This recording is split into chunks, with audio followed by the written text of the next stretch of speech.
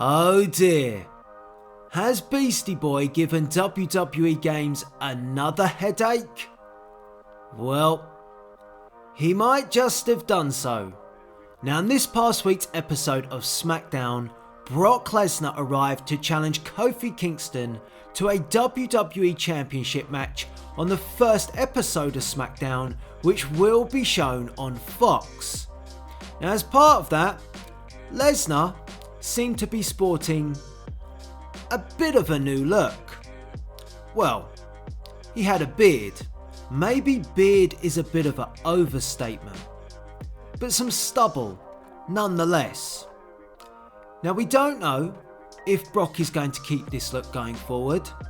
However, it does poise another question towards WWE Games and another problem. Because the question is, will Brock Lesnar be updated for WWE 2K20? Because we've already seen the model of Brock Lesnar in a screenshot and he doesn't have a beard. So that would mean that upon launch, if Lesnar keeps this look, his model will be outdated. Now, do I think WWE Games should go out of their way and update Brock Lesnar's model with some facial hair? Not really. Do I think they will go to that effort? No. However, I do think it's time that WWE Games gave us the power to update our superstars when it comes to hair and facial hair, so when a superstar does change their look, we can go into the creation suite and do it ourselves. Because this happens all the time and it impacts launch, and it also impacts the game a couple of months after. You always have superstars changing their hairstyles, changing their facial hair, and it does make them look different. And we can never adjust the look. Of course, we can do the attires, but when it comes to anything related to the face of a superstar, it's very difficult to make them look different. Now, I'm not asking for too much here. I'm just asking to have the ability to update the hair and facial hair of a superstar. Because to me, they're the key areas. So if Brock Lesnar decides to keep this look, decides to keep the beard, I can just nip into the creation suite, give Brock Lesnar a beard, and then pop back out.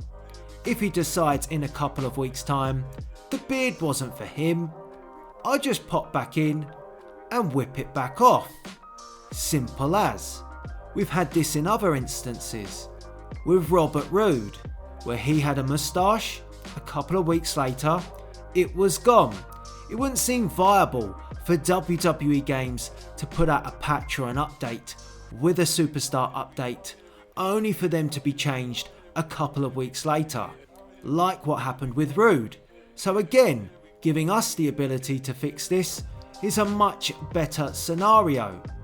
Sasha Banks, she made her return to the WWE. She no longer has purple hair, she's feeling a bit blue. Well, I should be able to go into the creation suite and change her hair from purple to blue. Well, that's fine. I'll just pop back into the creation suite once again and go and update her hair colour. And I know people say, well, you've got the hair dye option. We do, but I don't think it's that great. So I'd much rather, if a superstar has changed their hair colour in its entirety, I can do the same by going into the creation suite and simply changing the colour of that superstar's hair. Job done. It's not as fiddly as using the hair dye tool.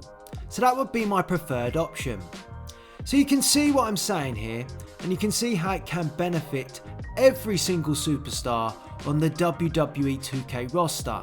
So if they change their look, growing their hair out, developing a beard, I don't know, you name it, we can go in, customise, update our superstar, and it keeps our game fresh.